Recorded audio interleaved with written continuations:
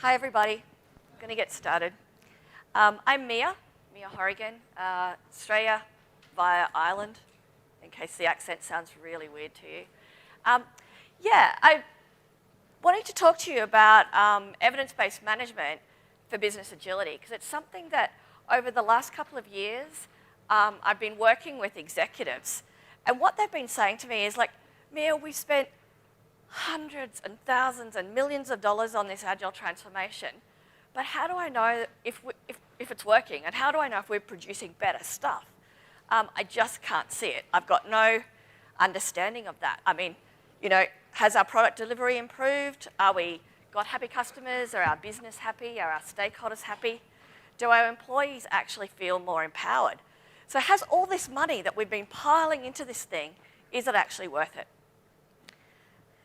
And the problem that we have is because, and if you were just in Alex's talk, and I know some of you were, this is because this is how we traditionally think about our projects.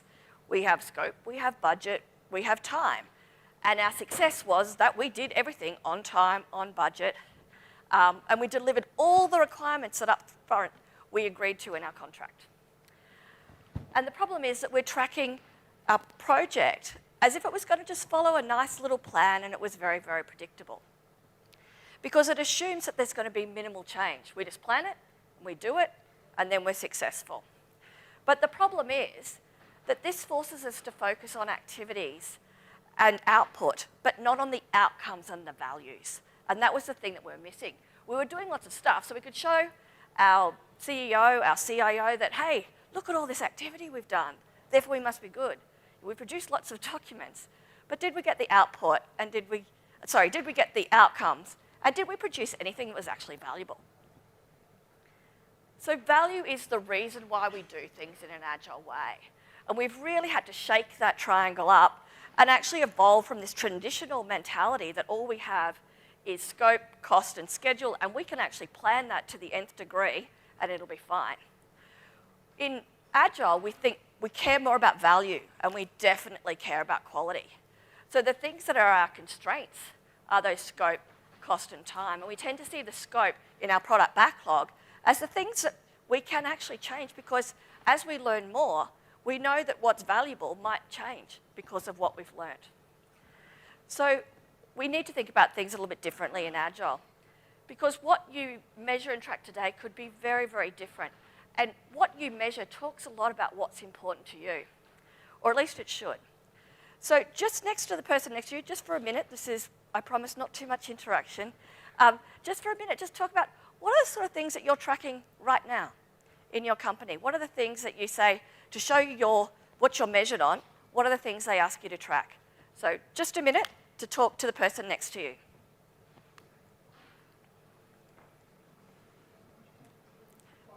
You can go in threes if you can't find a friend.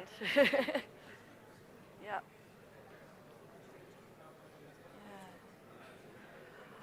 Okay. So at least you know the person next to you now, so that's great.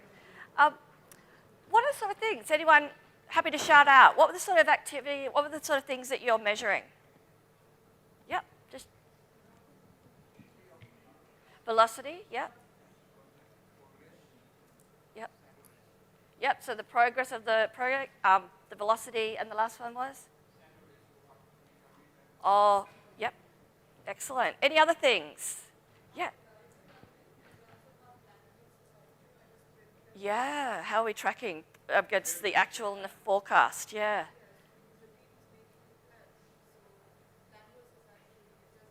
Plan versus actual? Yeah, so you can help improve your forecasting. Cool. Yeah. Time to market, love it, excellent.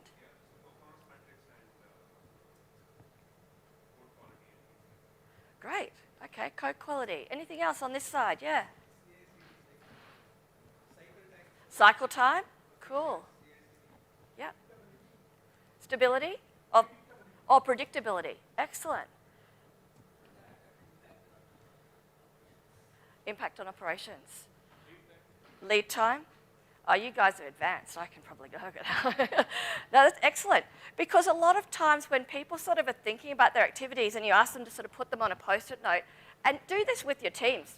Do this exercise. Ask them, what are we measuring? And ask them to track whether it's an activity, an output, or whether it's actually something that's an outcome or something that's an impact. Because you'll probably find you have a mix of all of them. And the activity outputs and have their place at the team level to help you with forecasting and improve and things like that. But are we thinking as an organisation about what we want to achieve, and are we thinking about our impact and the actual outcome? Because the activity is just reflecting what we've taken, the activities that we've done. The output's just reflecting what we produced. But where we want to get to is, well, what outcome? Did that change our customers thinking about how we're doing things? Did it change users thinking about us as a company? And the impact on the company itself as a result. They're the sort of things, because just measuring activity isn't really telling us if we're delivering value. So yeah, do that activity with your teams and your leadership and just see what you're tracking, because what is important and what you're tracking are the same thing. So if it's important to you, track it. Because what we find is what we measure is important, and if we're measuring the wrong thing for the wrong reason, we can go down the wrong track. Because typically our teams are used to, if you're tracking it, it means that it's going to be used against them. And velocity is a classic one. It's called the observer effect, and you can see it in there that, oh, your velocity's not good enough, you need to increase your velocity. The teams will game it, and they'll give you a bigger velocity. It won't be meaningful, and they won't be using it the way you were talking about to see if it's forecast versus actual getting better. You've told them more velocity, they give you more velocity. It's not a measure for an organisation to be tracking, it's to help the team improve, to help get them better at their predictability and their forecasting.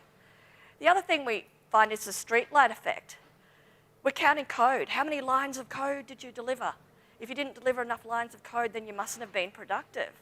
Well, just because it's measuring the number of lines of code, does that actually mean that anything you produce was valuable? It could be 1 or 2 lines of code that are the most valuable pieces of code you've got. So think about those things when you're doing measures, because what you measure is important. And how is value measured? This is from the Chaos report. This comes out every year. Big survey of 30,000 odd organisations, big, small, medium enterprises. And what they found was that all of that software that we're producing and the features that we're producing, consistently, 65% of it is rarely used or not used at all. That's a lot of waste. That's a lot of things we're doing that haven't produced anything valuable. Something that we produced up front, we thought was required, when it got out to our customers, just wasn't something that they were interested in at all and rarely used.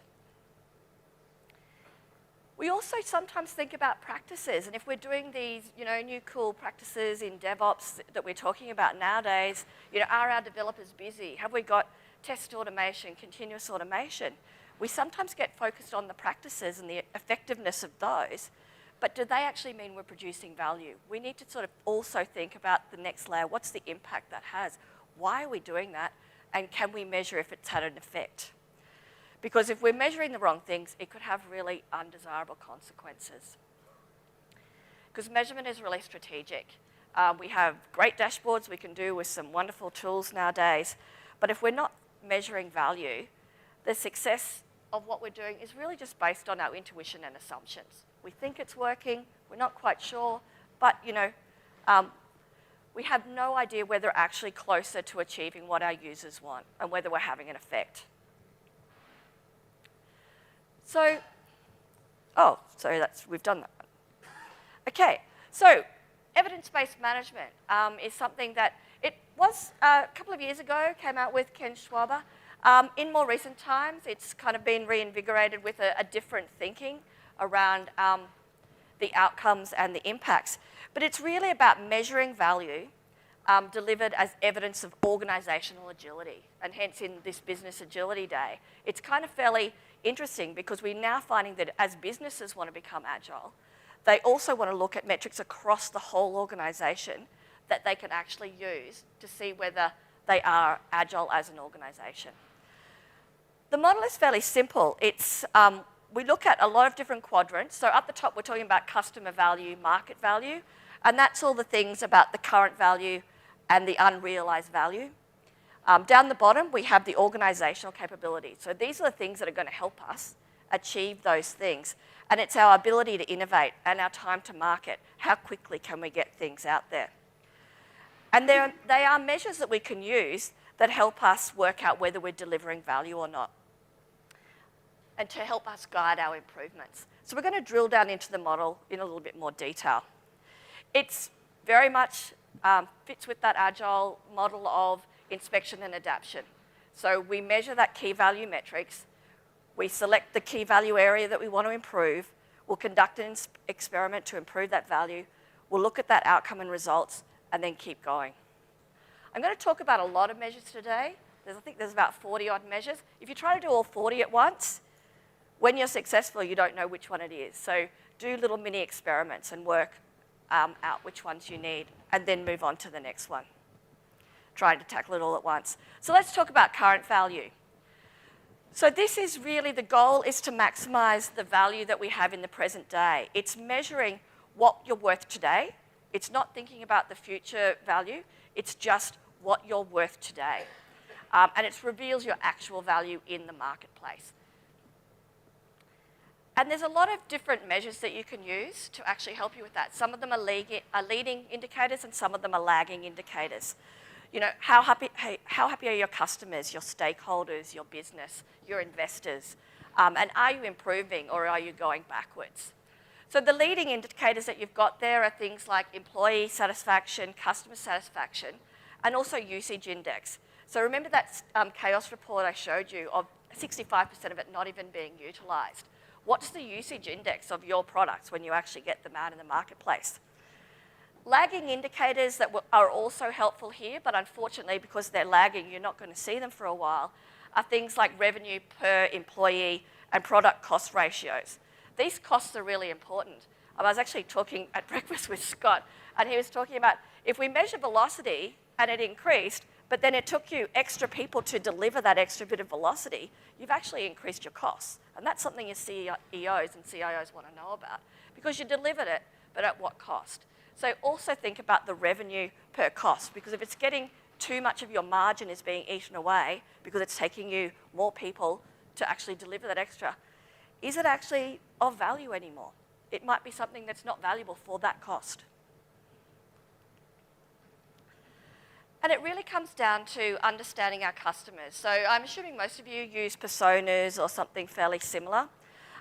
Really good starting point for your product owners and your teams to sort of start to build this picture of who are we really building this for. You've probably seen those user stories where, as a systems developer, I need this, where it's very much focused on the technology and the system. User stories, all about thinking about the user and the value that we're giving them. It's talking about, you know, what's their story? What's the trigger? What's their goal? What's their motivation? And how can we help solve their problems? What do we know are their pain points? Another thing I really like to use when I'm working with teams to kind of work out what the value is doing the value proposition canvases. What's your value proposition? Why do our customers actually want to work with us? You know, it's so hard to get those customers, that being in sales and marketing for a long time.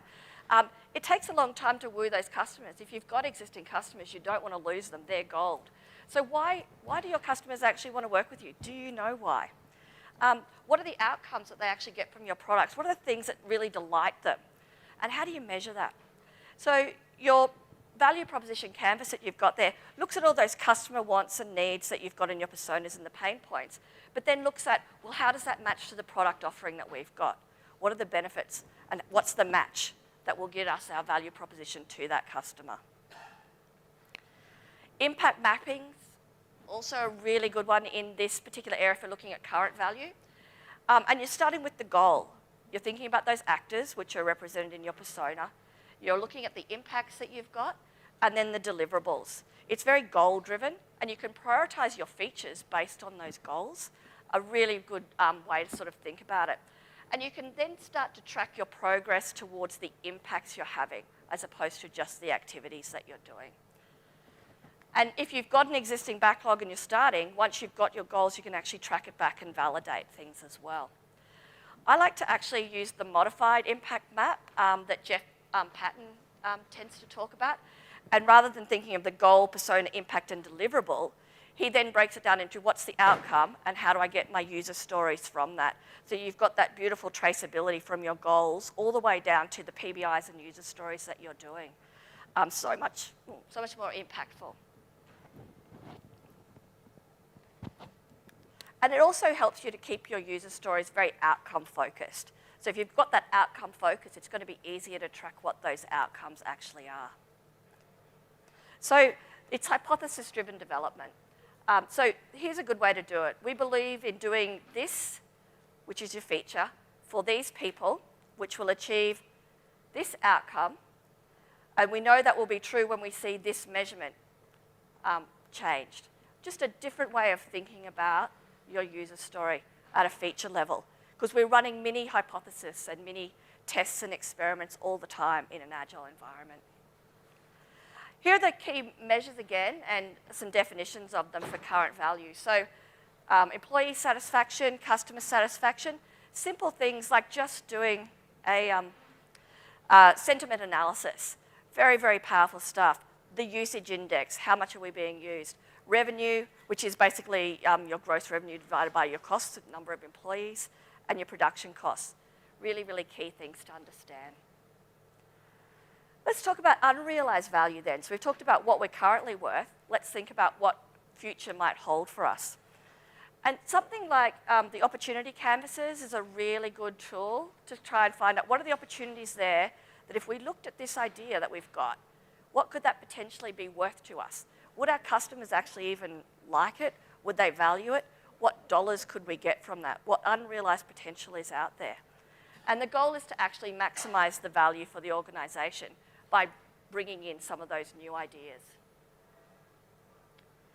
Again, there's leading and lagging indicators that you can look at with unrealized value. So the key thing here is, in the leading indicators, what are the competitors' strengths and weaknesses? And is there an opportunity there for you to capture some market share because of that? What's the customer acquisition or defection? A lot of people leaving a particular product because there's a gap in the market. Is that something that you can actually fill? So tracking those sort of things is really critical. Lagging indicator is when you actually get your results and your market share. Valuable information, but again, it's a lagging indicator. So having those leading indicators to help guide you is quite critical. And whether the market itself is growing or declining is also an important metric to be tracking for your organization. Because you want to actually know, if I invest money in this, is it actually going to give me a return? Is it actually worth the risk that I'm going to take on, particularly if it's a new or novel market? And there's lots and lots of different ways to think about your marketing strategy, but you probably want to get a balance of your current value and your unrealized value. Because if you've got all of your money in a cash cow, which, today, very high value for you as a company, if there's no innovation in that area or any way that you can reinvigorate that product, over time, it's a crowded marketplace. There'll be other competitors that are coming into it. So you need to start looking at other things. You've got some dogs in your market that probably are things that are legacy systems that you've got to let go of. They're costing you money. They're taking up time that you could be doing, spending it on other things. So think about mapping your products and where they're at in their life cycle in this kind of quadrant. Your stars, high current value, good high potential for growth, they're excellent. And your rockets, so ones that have got really good potential. You might have done a beta or tested something in the market, people loved it, and if you put a bit more money into that, that's going to be a future star for you. So think about your products in those sort of things to see which are the ones worth pursuing and what value can we get from that. There's also the concept from Don Wrightson of cost of delay. And this is something that I put together for my client, who's actually a government agency, because we couldn't really quite understand in a government situation that we don't sort of have revenue or care about revenue. It's more about compliance and getting people signed up to different programs and things like that. So we had to think about what business value, time criticality, and opportunity enablement meant there. But the key thing in cost of delay is you're actually looking at, if this is valuable, what opportunity does it open up for me? And if I put money into that, is that going to be worthwhile versus other things that I currently am doing that are business value as well? So thinking about it as cost of delay or WSJF, which is the formula up the top there, helps you understand of, is this worth pursuing? Is this an idea that will actually give me a return if I get it out to market quicker?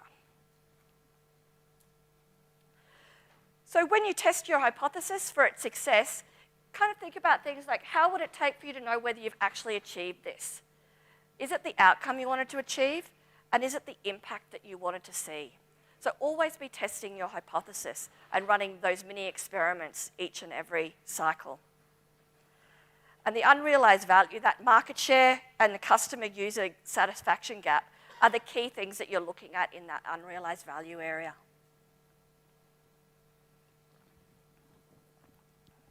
Okay, so they're the things that from a customer value point of view, a business value point of view, we think about.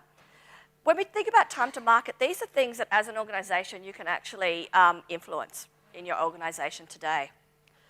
So time to market is how fast can we learn from new experiments that we're doing?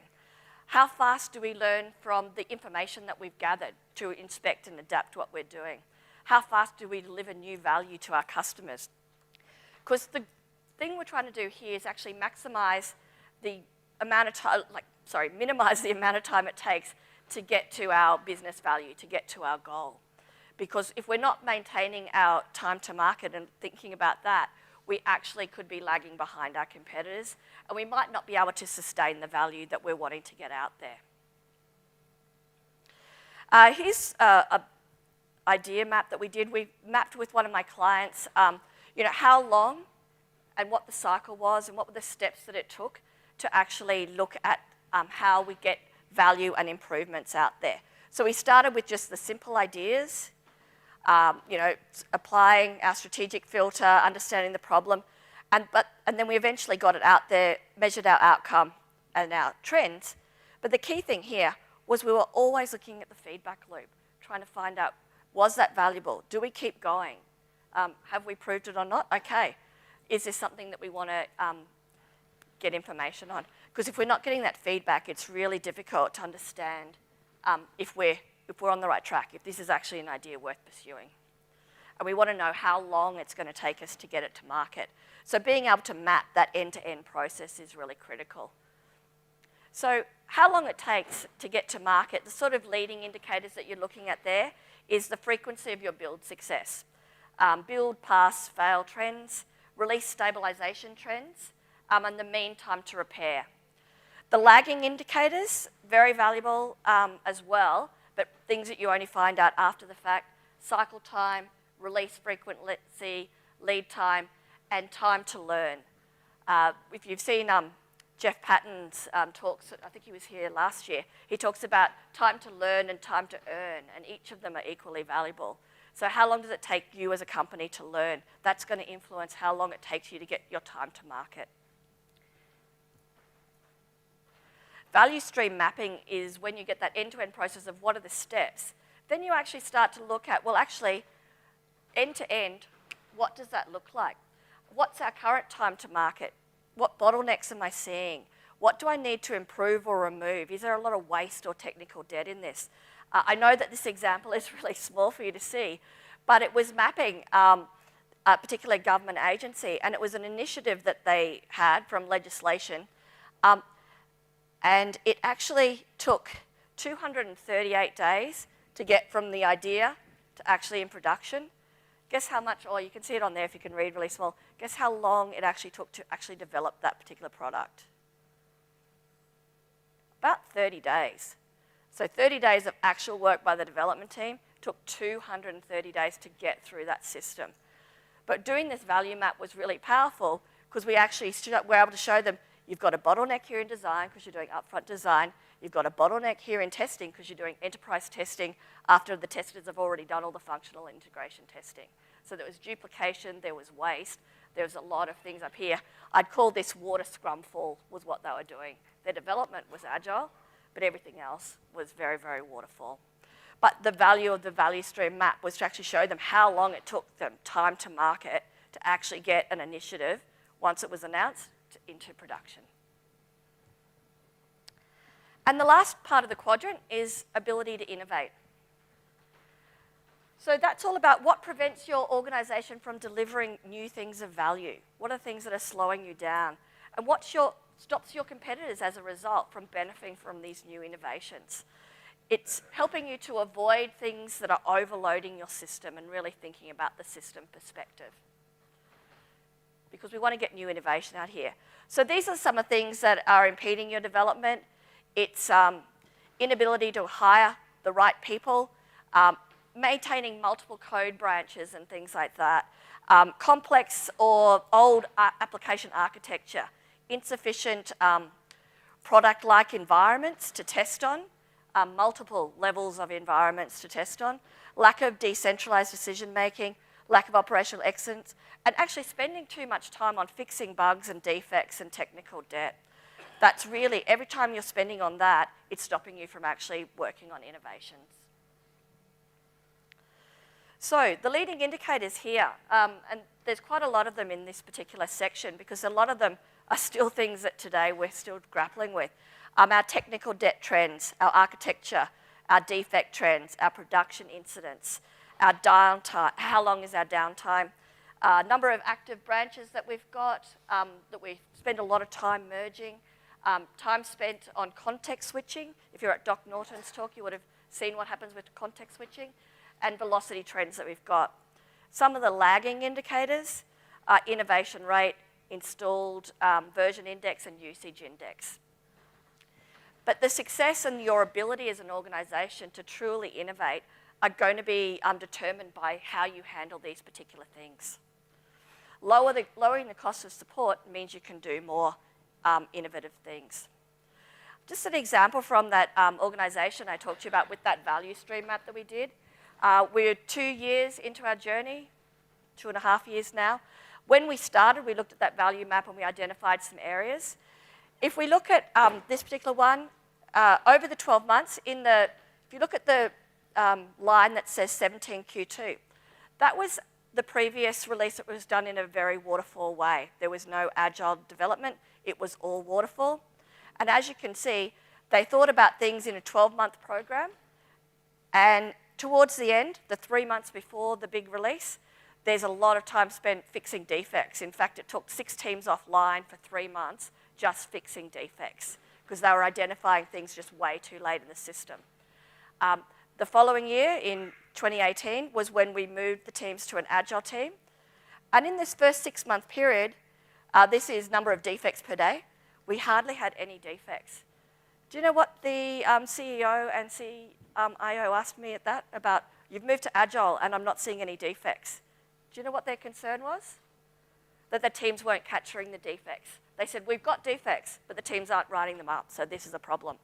We actually didn't have defects because we'd moved to agile. The teams were picking them up and actually fixing them, so there were no defects to record. The defects that we started to get towards the end were when we were integrating with some other parts of the system outside the team's control. But as you can see, the agile teams dramatically decreased the defects from what they did. The real thing why this is quite critical is this was a large program. So this organization has a revenue, we'll call it revenue, of $500 billion a year. To put that in perspective, Google, Amazon, and Apple, all about $120 billion. So this is a $500 billion organization. With this initiative and moving to Agile, we actually saved them $5 to $10 million because the teams weren't doing all this overtime that they previously did to get this over the line. We saved 3 months of overtime by moving to an Agile way. Teams were much happier, so our happiness index with employee satisfaction went up.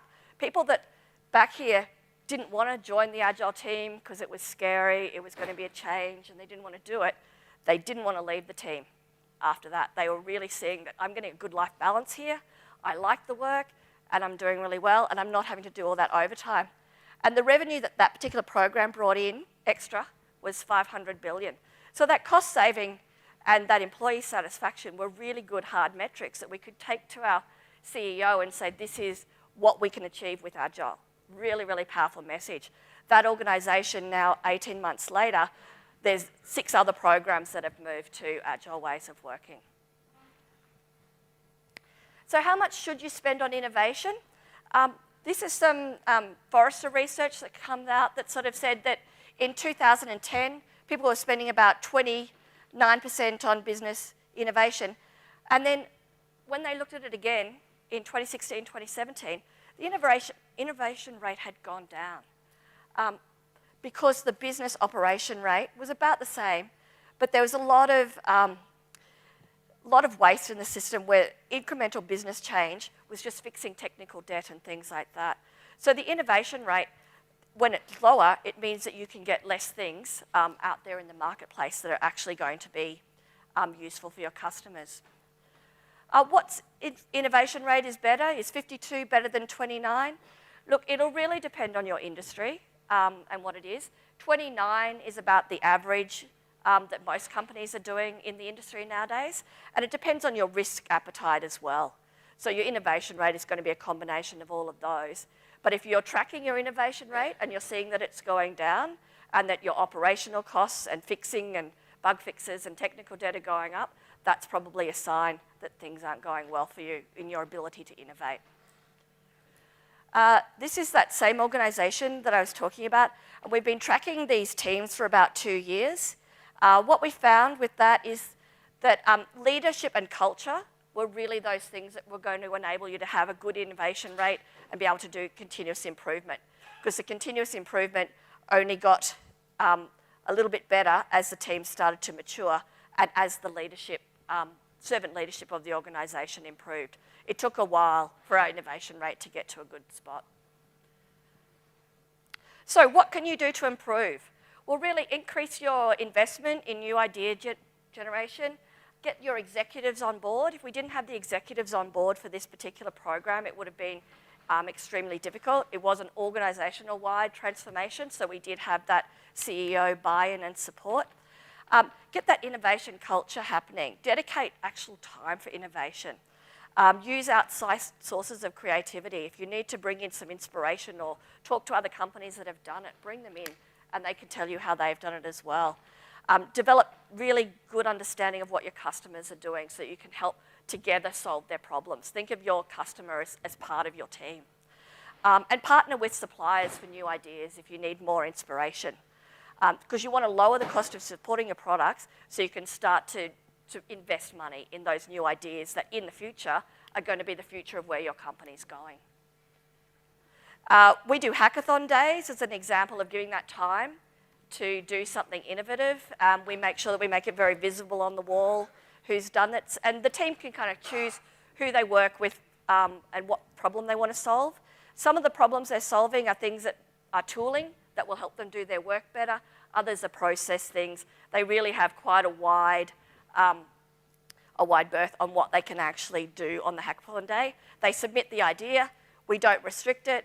And we have about 10 or 15 teams each and every cycle, so every 3 months, we do a hackathon day. And people really look forward to it. It's a lot of fun. We are geographically dispersed across every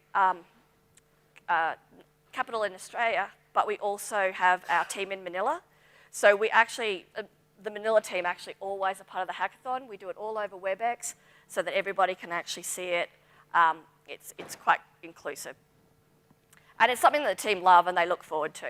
If we took it away from them, I think there'd be a bit of a revolt now because they just really get a lot out of it. And some of the things that they've come up with have actually really helped the teams. They've come up with some really cool initiatives. So, in conclusion, if you could change just one measure that you're doing today to make it more about the impact that you as an organisation, think about what that would be and really think about how you want to improve that so that you're not just measuring your activities. You want to think about what's the outcome that I've delivered. And deciding what to measure is critical. So if you're measuring activities and outputs, that's okay, as long as you're using them for the right purpose, to guiding your team or helping you improve with your forecasting, your predictability. But start to think about the things that are the impacts. Start to measure those things as well. Don't just focus on the activities and outputs. The things that might be relatively easier to measure at a team level, Start to think about those more critical things that will help you as an organization be more agile. And very much it's an inspection and adaptation. You're running mini hypotheses on these things all the time to see if what you're doing is going to actually make an impact. So you need to constantly be assessing your results. And Peter Drucker, if you can't measure it, you can't improve it. So make it really visible and what you're actually measuring, why you're measuring it, and the impact that you're expecting to see, the outcome you're looking for. So current value is the most important, but if you've got a product that doesn't offer value, it's not going to last long in the marketplace. Measuring your ability to innovate gives you insights that you're going to need to remove those barriers, remove that technical debt, that time it takes you to actually get your product out there. Use experience as part of sustaining and improving. Getting engaged employees, getting happy employees, they're the ones that are going to help you produce better, valuable products that people are going to enjoy looking at. Improving value requires frequent delivery of new features, new value. So always think about that. Remove the impediments and understand what they are and what you can do about them to actually help you get faster in getting to market. And improving your organizational performance, looking at your iterative process, looking at your cyclical process to see what we can improve each and every time, each and every sprint. And the EBM model actually provides you that holistic view of business agility for your organization. So rather than just thinking about one particular quadrant, try and think of a couple of measures in each of those and help track those along the way to help you understand what's going to be good for your marketplace. And celebrate the success. Focus on the improving results. Take time to enjoy those things. Take time to acknowledge them. And maximize the learnings that you've got around that and really building up the knowledge in your organization to make it a truly innovative organization. And that's the end. Thank you.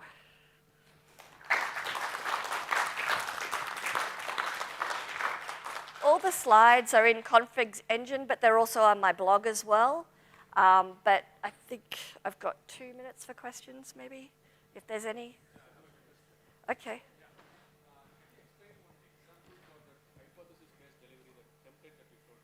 Oh, the template? There's a, which template? The hypothesis-based delivery, so where you have the persona and the outcome and also the measure. Yeah. So I'm just more interested in that, and I also want to understand, when you actually talk about the agile-based delivery and all of that from the requirements point of view, I see that it is more applicable for an epic or a capability level description of that, right? So let's say, as a bank, I want to go completely paperless. So then you can say, okay, it can be measured through maybe the number of customers who are still visiting the branch and things like that, right? Yeah. Just an example. So, but how can that be expressed in the form of, let's say, further granular level, let's say a user story level or something like that? Yeah, and that's where you take that sort of first example and then you use Jeff Patton's tool to actually take it from that outcome to the user story. So in the paper, I can point you to where that is, but it sort of shows you how you can get that traceability from the goal all the way down to the user story. And Jeff Patton's work's got a lot of patterns there to use. Patterns, yeah. Sure. So we'll probably discuss after. Yeah, so give me your card and I'll forward some to you from Jeff Patton. Yep. Anything else? I think we'll close. Cool. Come and talk to me later. Bye.